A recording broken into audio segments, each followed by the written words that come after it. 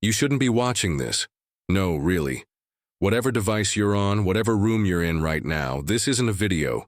This is a sealed file, mislabeled and misplaced. A recording that should have been erased, redacted, or buried in the basement of a courthouse no one remembers being built. You clicked it thinking it was some sensational headline, another viral reel in a sea of outrage. But what you've tapped into, it's not public, it's not fiction, it's what happens when justice steps off the record and becomes something else. I was there. I watched it happen. I still can't explain it, not entirely. I can't tell you what I saw without my voice trembling, without glancing at corners of rooms, as if shadows might retaliate for speaking their name. This isn't about politics, or race, or even power in the way you think it is. This is about something older than our courtrooms and bolder than our laws. A question was asked in that courtroom, silent, like a tremor beneath your feet before the quake hits. A question no one dared breathe aloud until she did. And when she did, everything broke. It was a Tuesday, sharp and humming with the artificial chill of federal air conditioning.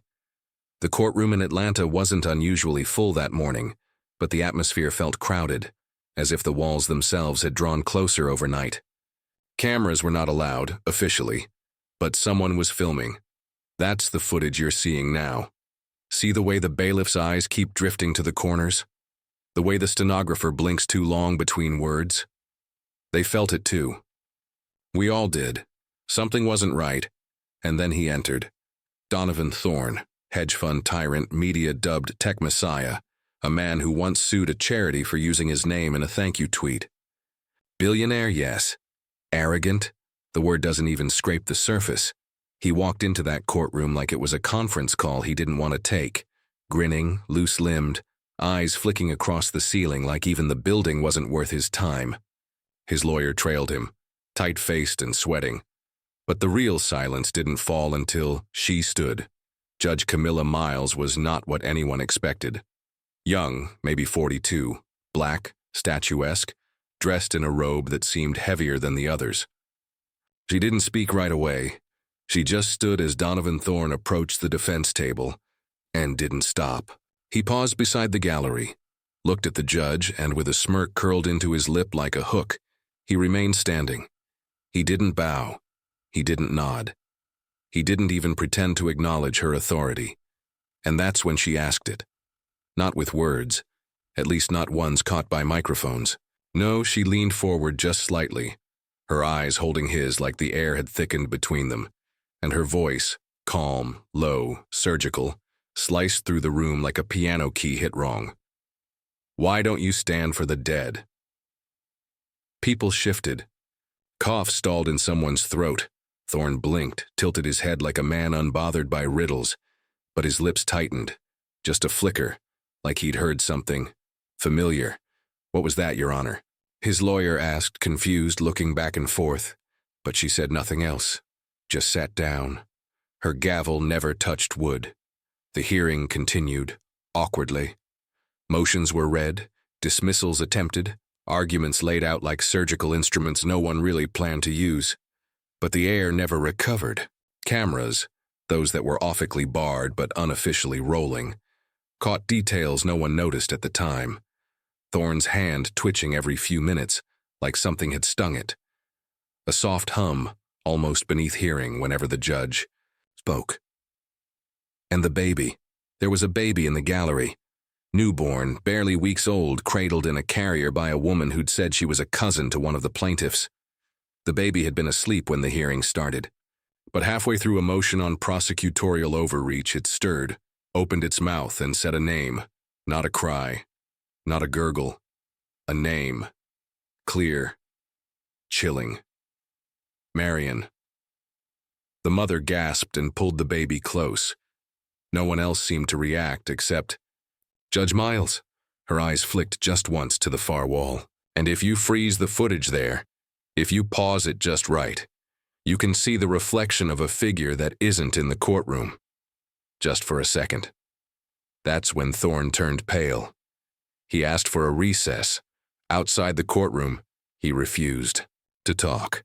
He was seen murmuring to his attorney, gripping his own wrist like he was trying to steady a pulse.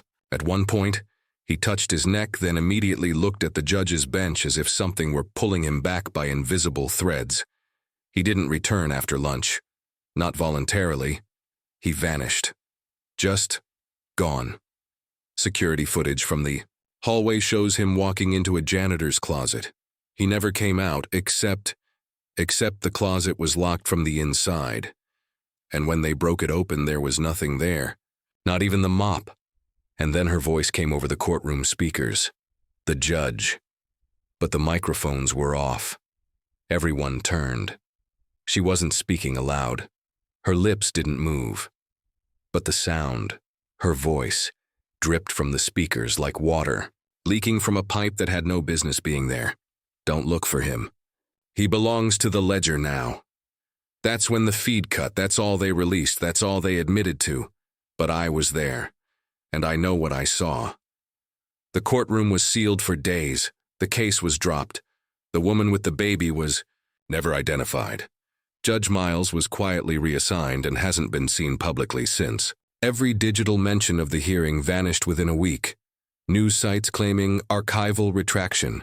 Legal forums locked behind passwords that now reject every known combination. And you've seen it. You've opened the file. The name, the baby said, Marion. That name isn't in the case files. It's not tied to Thorne. But if you go back far enough, to 1987, to a case in Mississippi where a young girl was denied a chance to testify after her father's death, you'll find it. Marion Miles. Judge Camilla's mother. She died in a courtroom fire. Or so they said. But you'll feel it now, won't you? The air behind your neck. The sound your phone didn't make but still felt like a notification. The subtle, growing pressure. In your ears like a question you weren't supposed to hear. What happens when the scales of justice balance themselves? What happens when a judge doesn't just hear cases, but writes new laws in the bones of those who break them? Do you feel watched yet? Good. Because this is only the beginning, and she's reading your own name now. You thought you saw it all. The locked closet, the vanished billionaire, the judge's voice leaking from a silence where no one had spoken. But here's where the line blurs, where the story splinters and the ground beneath your feet turns into smoke. Because the moment you pressed play on that file, reality shifted. Just a fraction, like a camera lens out of focus. And now you're left trying to hold on to something that might not exist at all. Did Donovan Thorne really disappear? Or did you imagine it? The footage you watched, was it recorded yesterday or dredged up from some nightmare buried deep in someone's memory? You can't find the original source anymore. The links go dead, the website's wiped clean, and even your device starts glitching at the worst moments. The audio stutters, the video flickers like static rushing through your nerves. A subtle, sour hum under everything you hear, almost subliminal, like a warning whispered just beneath hearing. You might think it's paranoia, maybe it is, but that's exactly what they want you to believe. Then there's the matter of memory. You remember the baby saying Marion, or do you? You swear you heard it, the name slipping through the courtroom like smoke curling from an unlit candle. But rewind, listen again, and it's gone. Silence. No voice, no cry. Just a still frame frozen in time. Your brain tries to patch the gaps, stitches together a narrative your heart insists is real. Yet something inside you recoils at the possibility that what you thought you witnessed is just a trick, an echo of something you wanted to see or fear you did, and that's where she comes in. Her name is Lila, a woman who found you, or maybe you found her. It's hard to say. Lila's voice is soft but edged with something brittle, like glass that's already cracked but hasn't shattered yet. She claims to have been there that day too, in the courtroom. She says she recorded the entire hearing on her phone. A secret file she hid deep in an encrypted folder no one else has touched. She swears the truth is buried inside it. The truth behind what no one tells you, behind every erased frame and muted whisper. But here's the problem. Every time you ask her to show it, her eyes flicker with something unreadable. A mixture, of fear, sorrow, and something darker, like guilt. Sometimes she insists she's got it. Other times she says it's been taken, stolen, lost to the same shadows swallowing the rest of the footage. And then her words become tangled, contradictory. It's all in your head, she'll say then. You have to see it to believe it, before retreating into silence. You want to trust her. You need to. Because the silence is deafening. The official story says Donovan Thorne left the courthouse. Like any other man. Walking into the building's cold metal and wood, never to step out again. The judge, reassigned. The case, closed. The baby? No record, no name on any registry. Just a rumor whispered in places no one visits willingly. Lila tells you there's something else, something underneath it all. That the courthouse is built, on old grounds, places where history lingers like a stain on skin. She says people forget things there. Memories vanish, faces blur, and sometimes, just sometimes, you hear voices that shouldn't be there. Speaking in languages lost before anyone was born. But when you ask for proof, she only smiles, a sad, knowing smile, and tells you it's the kind of truth you can't see with your eyes, only feel with the weight in your chest, the cold touch, sliding along your spine at midnight. And maybe that's what this is, a sickness, a slow erasure of reality, a case where the real unsolved mystery isn't what happened in the courtroom that day, but the truth behind what no one wants you to remember. Because you don't just doubt the world around you. You doubt yourself. Your memory fractures, your dreams bleed into waking moments. The baby's name haunts you like a ghost refusing rest. And every time your phone rings or the screen flickers, you jump, heart pounding, wondering if the judge's voice is there, calling your name. Don't look for him. He belongs to the ledger now. The ledger. The word curls in your mind like smoke you can't catch, like a riddle with no answer.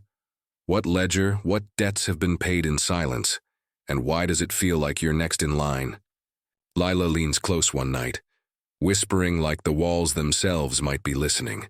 Sometimes it's not about finding the truth. It's about surviving the question. And you want to scream, because the question is burning in your brain. What happens when the scales of justice tip not by law, but by something older? What if the judge never left the bench? What if Donovan Thorne never left the closet? What if the truth is a story so terrifying, so carefully hidden, that no one dares speak it aloud? And the moment you heard it, it started to rewrite everything you thought you knew about reality itself. And now you have to decide. Do you keep watching, keep searching, keep listening for what they don't want you to remember?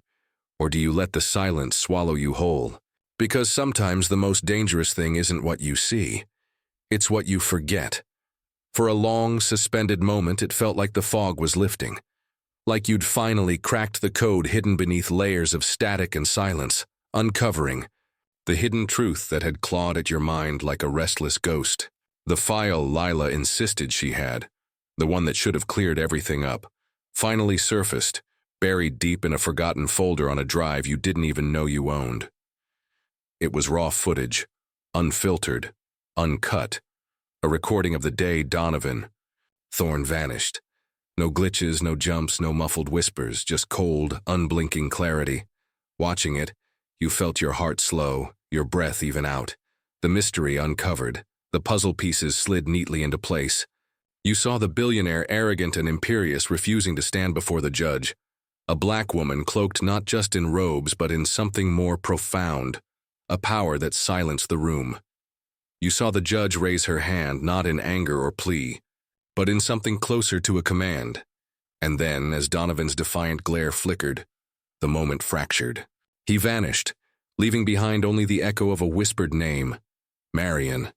This was it, the answer, the final revelation. Except, as your eyes adjusted to the light of what you thought was truth, a shudder crawled through your chest. There, buried, in the corner of the frame, almost missed, a second camera, long overlooked, its angle skewed, its footage scrambled but salvageable. You pulled it up hesitantly. The image was grainy, distorted, but unmistakable. The judge wasn't alone in the courtroom. Someone else was there, lurking just out of focus, watching. Watching not with human eyes, but with something else. Something older. Something that did not blink or breathe or age. And then, a detail you hadn't seen before.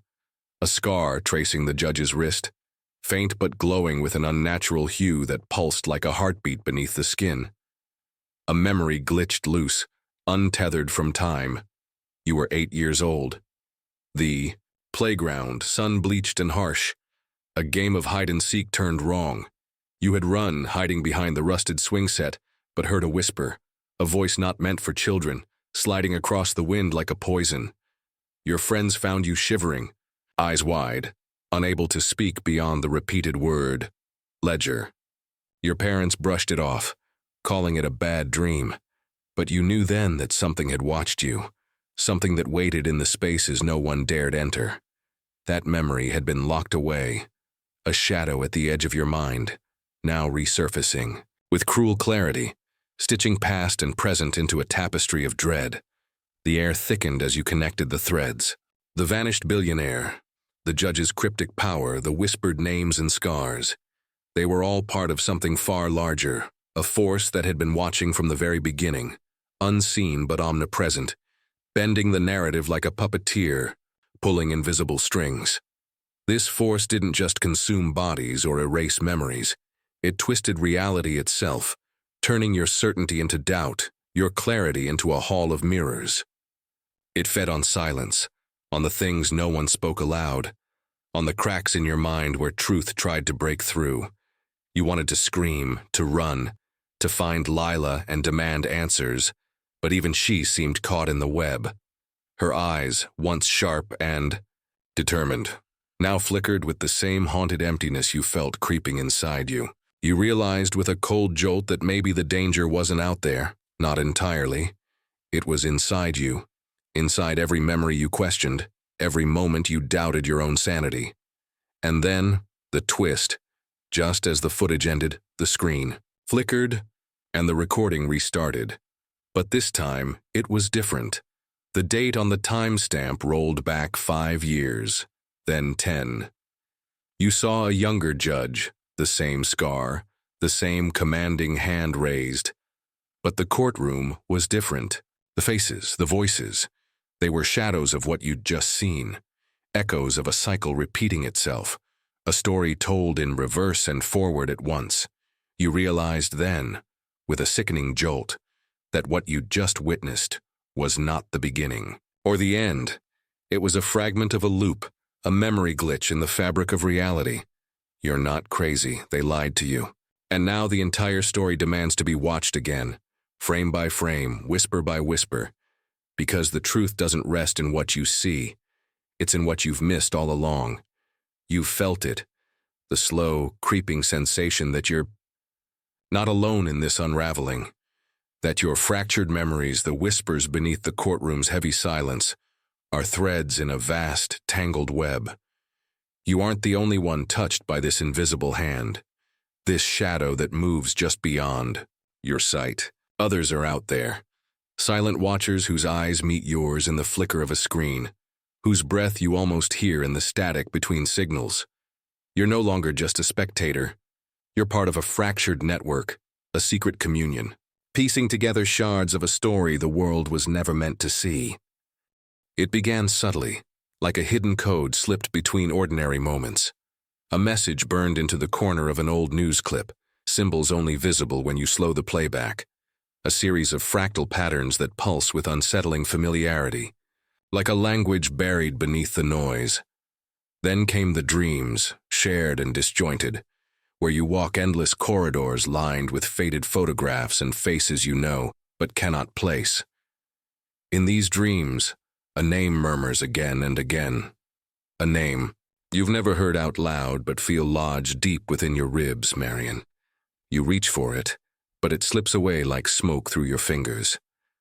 And when you wake, the memory feels both yours and not yours, as if it belongs to someone else trapped inside you. You weren't crazy all along. The truth, the one they buried, the one the government never released, was found footage from 20 years ago, resurfacing with a poison-tipped finger pointing directly at you. It's there in the grainy edges of your screen, in the flickering lights of a courthouse long abandoned, in the cracked walls where voices echo in a language you almost understand. This is not just a story. It is a living, breathing entity, sprawling beyond one courtroom, one missing billionaire, or one judge with a glowing scar. It is the history of control, a web spun so fine you can barely see the strands until you pull one, and the whole world starts to tremble. And then the third voice appears, soft, distant, yet undeniably real. A figure observing from the edges of this fracturing reality, speaking not in riddles but in fragments of clarity. This observer, who calls themselves Callum, claims to have watched from the very beginning, from beneath the layers of official lies and erased memories. Callum's voice cuts through the haze with a cold precision that unsettles and reassures. In equal measure, they speak of watchers behind watchers, of identities manipulated and memories overwritten. You were right all along, Callum says, but what you think you know is only the surface of a deeper abyss. Callum tells you that memory itself is a battlefield, that the self is a fragile construct molded by forces far beyond your understanding or control. The courthouse, the vanished man, the whispered name, these are but echoes of a much larger design, a cycle repeated and observed by entities who blur the lines between watcher and participant. They speak in paradoxes and half-truths, leaving you breathless with the weight of questions that refuse answers. There is no end here, only spirals descending deeper into shadow. The symbols multiply. The shared dreams grow darker, more vivid. The voice of the judge, the vanished billionaire, the observer, all converge like pieces of a puzzle no longer meant to be solved, but to trap you in an endless loop of doubt and fear. You realize the conspiracy is not just around you, it's inside you. Identity fractures under the pressure of unseen hands rewriting your past, and with each revelation, the line between what is real and what is manufactured dissolves further. And yet, despite the dread, despite the impossible weight of it all, you feel a strange surge of power, the energy of knowing, the dangerous gift of seeing behind the veil. The story is far from over. It waits. Watching, always watching. You stand at the edge now, the chasm yawning beneath your feet wider than any fear you've ever known. This is no longer about who disappeared or what power lurks behind closed doors. It is about the very essence of why any of it was allowed to fester in the shadows, why the fractures in memory, the erasures, the lies, exist not to hide a secret, but to reveal a truth about us. All. You feel it pressing in, a cold weight settling deep in your chest, the unbearable gravity of understanding that some stories don't just tell who we are, but who we might become when confronted with what we refuse to see. Callum's voice echoes, again in your mind, no longer distant but intimate, threading through your veins like a slow-burning confession. The choice isn't about knowing or not knowing, they say softly. It's about what you do when the veil lifts. The truth can break you or it can free you, but it will always change you. And here, beneath the weight of 1,000 silent watchers, you feel the raw edge of vulnerability slice through the armor you didn't realize you'd been wearing. You want to scream for mercy, for relief, for the world to spin back to its comfortable lies. But all you can do is breathe because you understand now. This is no accident, no mere conspiracy. This is a mirror held up to every human heart, fragile, fractured, desperate for meaning in the chaos. The vanished, the judge, the shadowy observer, they are reflections of a fundamental truth about identity itself, the way memory betrays, how power corrupts, and how the ghosts we carry shape who we are long after they should have faded. And then the confession comes, raw and trembling. It is not theirs, but yours. A whispered truth you buried long ago. That fear of facing the unknown, of stepping into the light, has kept you tethered to shadows. That the stories you've been chasing were never really about justice or revelation. but about reclaiming the fragments of yourself lost in silence. And you realize, this pursuit, this unraveling, it has always been about survival. The choice looms large, to let the truth shatter you and dissolve into the endless night, or to embrace it, knowing the path forward is fractured and uncertain, yet still yours to walk. The line between nightmare and awakening blurs, and in that terrifying ambiguity, you feel something fragile take root. Hope. You are waking from a dream you didn't know you were trapped in, and though the world feels cold and unfamiliar, it is yours to claim. And as the last echoes of silence stretch into the dark, you hear it, a soft, haunting promise that lingers beyond reason, beyond fear. Thank you for watching. Don't forget to like, share, and subscribe for stories you were never meant to hear. Until next time, remember, some truths don't want to be found.